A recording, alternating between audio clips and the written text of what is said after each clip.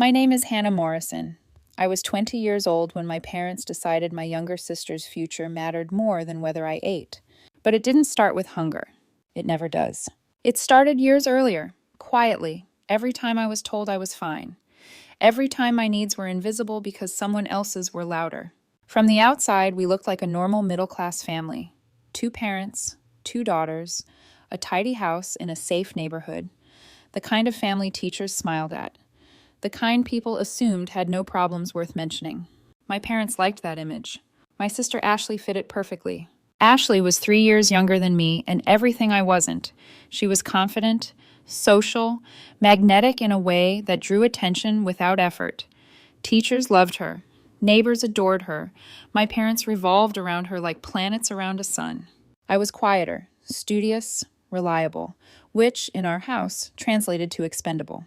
When I graduated high school and enrolled at Ridgemont Community College, there was no party, no shopping trip, no speeches about my future. My parents handed me a $50 bill and told me to be responsible. "We're not made of money," my father said. "You need to learn independence," my mother added. So I did. I lived at home to save on rent, took 5 classes a semester, and worked part-time at a diner called Ruby's, pulling evening shifts 3 nights a week. The job wasn't glamorous, but the tips were decent, and I needed them, for textbooks, gas, and whatever scraps of independence I could afford. Ashley, meanwhile, got accepted to Lincoln State University. The celebration was explosive. My mother threw a party. My father bought champagne. They took Ashley shopping for dorm furniture, brand new clothes, and a sleek MacBook that cost more than my entire semester's tuition. When I asked, carefully, why things were so different, my mother smiled like she was explaining something obvious. "Lincoln State is a real university," she said. "It's an investment." An investment in Ashley. She left in August, glowing with excitement, while I stayed behind, studying, working, keeping my head down like I always had. For a few months, things were manageable. Then November came. I got home from Ruby's just before midnight, my feet aching, grease still clinging to my clothes. The kitchen light was on. My parents were sitting at the table, serious expressions already in place. "We need to talk," my mother said. My stomach tightened. "It's about finances," my father began, "and Ashley's been invited to Rush Kappa Delta Phi, a top sorority, expensive, prestigious." My mother slid a paper across the table, numbers neatly written in ink. $1,500 for initiation, $300 per semester, plus dresses, events, fees. I stared at the list. "That's a lot," I said carefully. "Can you afford it?" They exchanged a glance. "We're going to make it work," my father said, "but we need your help." The words landed wrong. "My help?" I repeated. "We need you to contribute," my mother said firmly. "We're a family." It took a moment for the full meaning to sink in. "You want me to help pay for Ashley's sorority?" I said slowly. "You work, don't you?" my father replied. "Ruby's always needs night shifts." I waited for the joke. It never came. I tried to explain about my classes, my current hours, my budget, but my father waved it off. "Plenty of students work full-time," he said. "You'll manage." I should have said no. I didn't. Because part of me still believed that if I tried harder, worked more, proved myself, they would finally see me. So I said yes. And that was the moment everything changed. I picked up night shifts, working until 3 in the morning, 4 nights a week. I slept 4 hours a night, dragged myself to class half awake, lived on caffeine and hope. The agreement was simple, $200 a month toward Ashley's expenses. My paycheck barely covered it. And slowly, quietly, the food disappeared. The fridge emptied, the pantry thinned. "We're cutting back," my mother said one afternoon. "You can buy your own food if you're hungry." After gas and sorority money, I had about $150 left each month. So I stretched it. Ramen, bread, peanut butter. I lost weight. Ashley posted photos from sisterhood brunches, smiling over plates of food I couldn't afford. And no one, not one person in that house, asked if I was eating. That should have been my warning. But I was still hoping, still waiting, still believing the favorite wouldn't always eat first. By December, my life had narrowed down to 3 things: school, work, and hunger. Everything else fell away quietly, like pieces of myself I didn't have the energy to hold on to. I was working Thursday through Sunday nights, clocking in at Ruby's at 9 o'clock p.m., and leaving sometime after 3 o'clock a.m., depending on how busy it was. Closing shifts meant sticky floors, aching feet, and the kind of exhaustion that seeps into your bones instead of stopping at your muscles. I'd stumble home while the sky was still dark, shower just long enough to wake myself up, then crawl into bed for a few hours before my alarm went off. At 8, every morning. Without mercy. By 10, I was in class, forcing my eyes open while my notes blurred together. I stopped participating, stopped raising my hand, stopped caring about grades beyond good enough to survive. I told myself it was temporary. Just get through this semester. Just help Ashley get settled. Just don't rock the boat. The $200 came out of my account every month like clockwork. I watched my balance drop with a kind of detached dread, like it was happening to someone else. Meanwhile, my parents' grocery trips got shorter. At first, it was subtle. No snacks, fewer leftovers. The expensive stuff disappeared first. Cheese, meat, anything that didn't come in bulk. Then one night, I opened the fridge and realized there was nothing in it I could actually eat. A carton of eggs, expired milk, half a head of wilted lettuce. I stood there longer than necessary, door open, cold air washing over my face, waiting for something to appear. Nothing did. When I mentioned it, my mother didn't even look up from her phone. "We're being more careful," she said, "with Ashley's expenses." Careful meant I went hungry. I started buying my own groceries with what little I had left. Cheap food, stretchable food, food that filled your stomach without giving you much else. Ramen noodles, plain pasta, white bread, peanut butter. Some nights I skipped eating entirely so I could afford gas. I told myself hunger was just another thing to push through. Ashley didn't seem to notice. Or maybe she didn't want to. Her Instagram became a steady stream of glossy happiness. Group photos and matching dresses, elaborate dinners, themed parties. She looked radiant, well-fed, alive. There was one photo that stuck with me. Ashley and her sorority sisters laughing over a brunch spread that probably cost more than my weekly food budget. I stared at it from my phone in the break room at Ruby's, chewing on a plain dinner roll someone hadn't finished. That was the moment resentment turned into something heavier. Christmas break came, and Ashley returned home like a visiting celebrity. She talked nonstop about parties, mixers, formal events, how she was already being considered for a leadership role. My parents hung on every word. "This is exactly why we're doing this," my mother said, beaming. "Look how well she's doing." I sat there, quietly twirling pasta on my fork. No sauce. Again. I didn't tell them I was dizzy most days. I didn't tell them my jeans were hanging loose. I didn't tell them I sometimes cried in my car before work because I was so tired I felt hollow. When spring semester started, things somehow got worse. Ashley called one evening, bubbling with excitement. "I need money for spring formal," she said.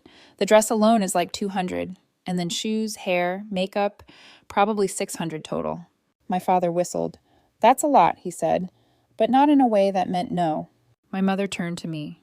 "Hannah, can you help a little extra this month?" I laughed. I didn't mean to. It just slipped out, sharp and cracked. "I have $43 in my account," I said. "I just bought textbooks." My father frowned. "Then pick up more shifts." "I'm already working 35 hours a week." He shrugged. "Other people manage." That night I went to bed hungry again. I'd started limiting myself to one meal a day, usually late at night after work, when my stomach hurt enough to justify it. Sometimes I fell asleep before I got the chance. I lost 15 pounds in 3 months. My face looked drawn. My hands shook when I stood up too fast. I lived on coffee and the quiet belief that maybe this was just what adulthood felt like. But something inside me was starting to fracture. The breaking point didn't come at home. It came in a coffee shop. I met my friend Natalie, one of the few people from high school I still talk to, because she texted me saying she was worried. "You don't look okay," she said the second she saw me. I tried to brush it off. She didn't let me. I don't remember deciding to tell her everything. It just spilled out. My parents, the money, the night shifts, the empty fridge. She stared at me like I'd confessed to a crime. "That's insane," she said. "They're making you starve so your sister can play sorority girl." "They say it's an investment," I murmured. Natalie shook her head. "What about your future? Hannah, look at you. You've lost so much weight." I shrugged, suddenly embarrassed. "I'm fine." "No," she said firmly. "You're not." Her mother, Diane, had overheard us. She came over, concern written all over her face. "Sweetheart," she said gently, "are you eating enough?" That question, asked with actual care, did something to me. I started crying right there in the coffee shop. Everything came out. The shifts, the money, the hunger. Diane didn't hesitate. "That's abuse," she said, "financial abuse, and neglect." I tried to argue. I'm an adult. I should be able to. No, she cut in. You're living in their house, going to school, and they're forcing you to fund your sister while you starve. That's not parenting. She bought me dinner, real dinner, a burger, fries, and a salad. I almost cried again when the food arrived. Here's what I didn't realize then. That meal wasn't just food. It was the first time someone saw what was happening and refused to ignore it. And once someone else saw it, I couldn't unsee it either. I didn't realize how dangerous my situation had become until someone outside my family named it. Abuse. Not stress, not sacrifice, not helping out. Abuse. Diane didn't ask permission to intervene. She didn't hesitate. She didn't soften her words to protect my parents' image. She slid a napkin across the table while I wiped my face, then leaned in. You're going to stop giving them money, she said calmly. And if they try to punish you for it, you're not alone. I stared at her, stunned. I can't just stop, I said. They'll kick me out. Then you'll come stay with us, she replied, like it was the most obvious thing in the world. Natalie's brother moved out last year. We have a spare room. I shook my head immediately. I can't ask that of you. You're not asking, Diane said. I'm offering. That sentence stayed with me the entire drive home. For the first time in months, maybe years, I had something I hadn't realized I'd been missing. A safety net. That night, I lay in bed staring at the ceiling, listening to the familiar creaks of the house. My stomach growled, but I ignored it. Hunger felt different now. Less like a personal failure, more like evidence. Evidence that something was wrong. By morning, I had a plan. I sat at the kitchen table with my parents over breakfast. Ashley was still asleep. The timing felt deliberate, even though I hadn't consciously planned it that way. I'm not giving you any more money for Ashley's sorority, I said. My voice didn't shake. That surprised me. My father froze, his fork halfway to his mouth. Excuse me, he said. I can't afford it, I continued. I'm barely eating. I've lost 15 pounds. I'm exhausted all the time. This has to stop. My mother frowned, already defensive. We're a family, she said. Families help each other. Then act like it, I replied. Act like you care whether I eat or sleep or stay healthy. My father slammed his fork down. Ashley is in a real university, he snapped, with real expenses. And I'm working 35 hours a week while going to school full-time to pay for her parties, I said. That's not fair. As long as you live under this roof, my father said, voice rising, you contribute to this family. The words hung in the air. Then I stood up. Then I'll leave. Silence followed, heavy, suffocating. You'd abandon your family? My mother asked quietly. I looked at her and realized something heartbreaking. They truly didn't understand what they'd done. You abandoned me first, I said. You just did it while I was still living here. I went upstairs, hands shaking, and called Diane. By that afternoon, I was packing. Natalie and Diane arrived with boxes and calm efficiency. No yelling, no drama, just quiet support. My parents watched from the doorway, stiff and tight-lipped. Ashley came downstairs halfway through, confused. Hannah, she asked, what's going on? I'm moving out, I said. Why? I looked at her, really looked at her, standing there in her Kappa Delta Phi sweatshirt, the one I'd helped pay for. Because Mom and Dad have been making me work nights and skip meals to pay for your sorority, I said, and I can't do it anymore. Her face drained of color. What? She whispered. The $200 a month they've been giving you, I continued, that was my money. Money I earned working overnight shifts while going to school. Ashley's mouth fell open. I didn't know, she said. I swear, I didn't know. Now you do. I didn't yell. I didn't accuse. I was too tired for that. Living with Natalie and Diane felt like stepping into a different world. The fridge was always full. Diane reminded me to eat, not because she was watching my portions, but because she cared if I was hungry. She didn't charge me rent. Instead, she helped me create a budget and encouraged me to cut back my hours at Ruby's. I went down to 20 hours a week. My grades improved almost immediately. My parents called, texted, left voicemails accusing me of being dramatic, ungrateful, selfish. I blocked their numbers. Ashley kept trying to reach me. I ignored her for 2 weeks. Then one Saturday, she showed up at the house. Diane answered the door and turned to me. You have a visitor, she said gently. Do you want to talk to her? I did. We sat on the porch steps, the space between us thick with discomfort. I confronted Mom and Dad, Ashley said finally. They told me you were exaggerating, that you volunteered to help and now you're being ungrateful. I didn't react. But I checked, she continued. I called Ruby's, asked about your schedule. My stomach dropped. They showed me your time cards, she said. You were working 35 to 40 hours a week while taking 5 classes. I nodded. And I checked my bank statements, Em, she went on, voice breaking. Mom and Dad have been depositing exactly $200 into my account every month, the same amount you told me you were giving them. She started crying. I didn't know, she repeated. I would never have accepted it if I knew it was coming from you. Silence settled between us. Then she wiped her eyes and said something I wasn't expecting. I dropped the sorority. I blinked. What? I withdrew this week, she said. I told them my financial situation changed. Because it did. I can't be part of that knowing what it cost you. I stared at her, stunned. They're furious, she added. Dad says I'm throwing away opportunities. Mom says you manipulated me. Did I? I asked quietly. She shook her head. No, you told the truth. We talked for over an hour. Really talked. For the first time ever. She told me about the pressure to be perfect. I told her about feeling invisible. I'm transferring to Ridgemont next semester, she said. I want to figure out what I want. That conversation didn't fix everything, but it cracked something open. What I didn't know yet, what none of us knew, was that the worst betrayal wasn't the money I earned. It was the money they'd taken without ever telling me it was mine. And that truth was about to change everything. The call came in April. I almost didn't answer it. It was from my Aunt Victoria, my father's older sister. She had always been kind in a quiet way, the type who noticed things but didn't push unless invited. Growing up, she was the only adult who asked how I was doing, without immediately pivoting to Ashley. Hannah, she said gently when I picked up, would you be willing to meet me for lunch? My chest tightened. Is this about my parents? I asked. Yes, she admitted, but not in the way you think. We met at a small cafe near campus. Victoria looked tired, her mouth set in a line that told me she'd already made up her mind about something important. They're telling people you abandoned the family over money, she said once we sat down. I let out a humorless laugh. That's their version. I know, she replied. Ashley told me the truth. She told me everything. That surprised me more than I expected. Victoria reached across the table and squeezed my hand. I'm horrified, she said. Your uncle and I had no idea they were treating you like that, and we want you to know, if you ever need anything, we're here. I swallowed hard. Thank you, I managed. She hesitated, then continued. There's something else, something you deserve to know. The cafe noise faded as she spoke. Your grandmother, Victoria said slowly, set up trust funds for both you and Ashley before she passed. My stomach dropped. She did? I asked. Dad always said there wasn't much left after medical bills. Victoria shook her head. No, she left $50,000 to each of you, for education. You were supposed to receive it when you turned 21. The table seemed to tilt.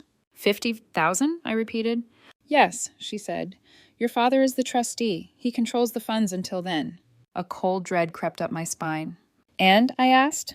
Victoria took a breath. They've been using your trust fund to pay for Ashley's expenses. Her tuition, the dorm, the sorority. I felt sick. They never touched Ashley's fund, she continued. Only yours. The words landed like blows. That's my money, I whispered. Yes, she said softly. Legally, trustees can use trust funds for a beneficiary's education and welfare, but they're required to act in your best interest. I thought of the empty fridge, the ramen, the nights I went to bed hungry. They made me work, I said. They took my paychecks, and they were spending my inheritance at the same time. Victoria nodded. They took about 30,000 so far, she said, mostly in the last year and a half. My hands were shaking. Can I do anything? I asked. You turn 21 in 8 months, she said. Once you do, whatever's left becomes yours completely, and I strongly recommend you speak to a lawyer. I didn't hesitate. I contacted a family law attorney that same week. Her name was Rebecca, and she specialized in trust disputes. She was furious. They misused your funds, she said after reviewing the documents, and the fact that they forced you to work and contribute personal earnings while doing so strengthens your case. Can we sue? I asked. Possibly, she said, but litigation is expensive. Sometimes the threat is enough. Rebecca sent a formal letter to my parents demanding a full accounting of the trust and outlining potential breaches of fiduciary duty. Their lawyer responded within a week. They wanted mediation. We met in a small conference room downtown. My parents sat on one side with their attorney. I sat on the other with Rebecca. It was the first time I'd seen them in months. Hannah, my mother began, voice tight, you didn't need to bring lawyers into this. You stole from me, I said calmly. You used my inheritance to fund Ashley's lifestyle while I starved. My father's face reddened. That's not how it happened, he snapped. Rebecca slid a stack of documents across the table. Work schedules, bank statements, trust withdrawals. You forced your daughter to work overnight shifts, Rebecca said coolly, while diverting her trust funds for another beneficiary's benefit. That's exploitation. Their lawyer shifted uncomfortably. I repeated the words that had haunted me for months. You took my grocery money for Ashley's sorority fees, I said. I hadn't eaten in 2 days. My mother looked away. In the end, they settled. They agreed to repay the $30,000 plus interest. They agreed to cover the rest of my community college education and my first 2 years at a 4-year university. In exchange, I agreed not to pursue litigation. I signed, not because I forgave them, but because I was done letting them control my future. That settlement changed everything.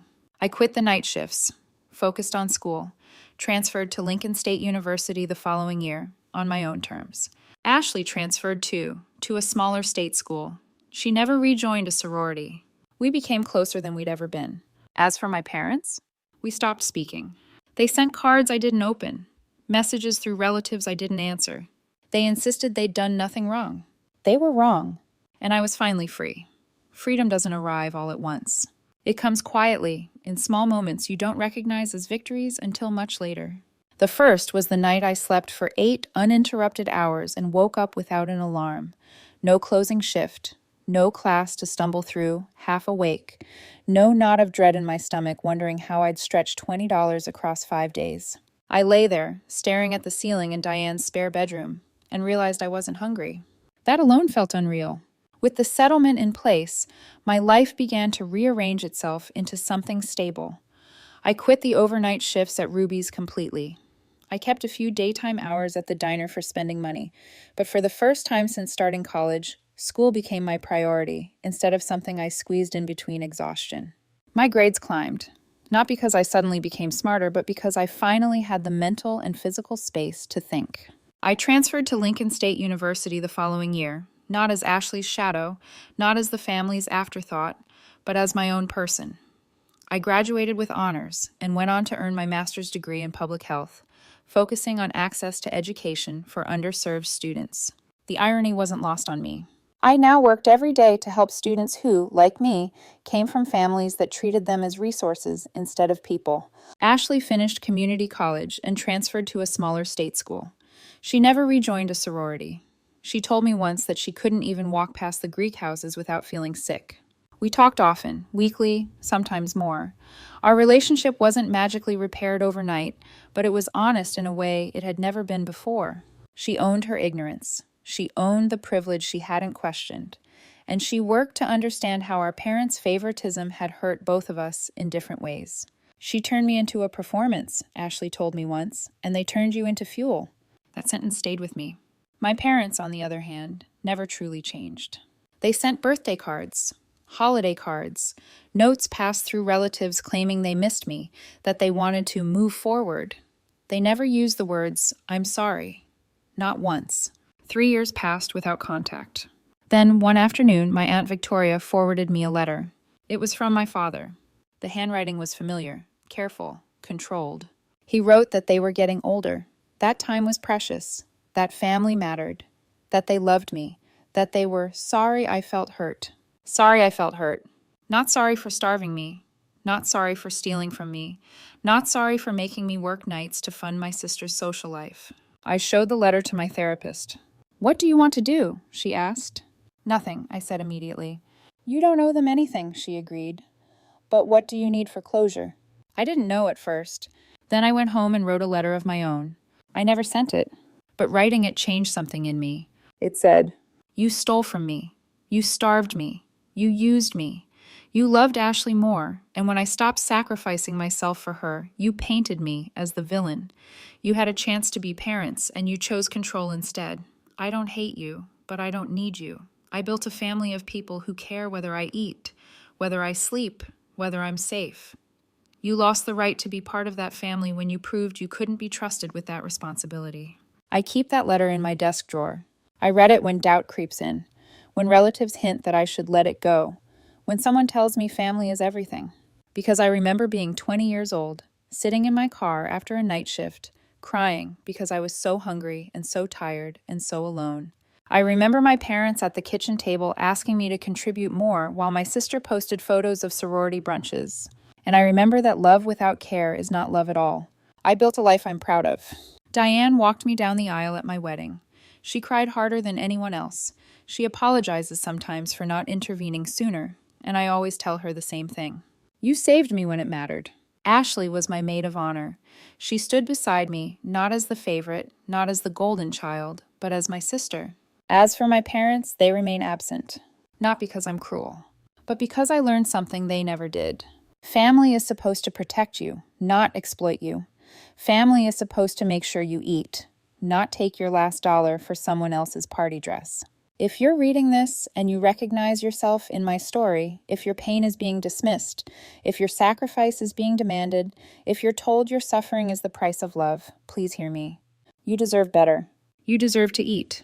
You deserve to rest. You deserve to be loved without conditions. And if your family can't give you that, it's okay to walk away. I did, and it saved my life.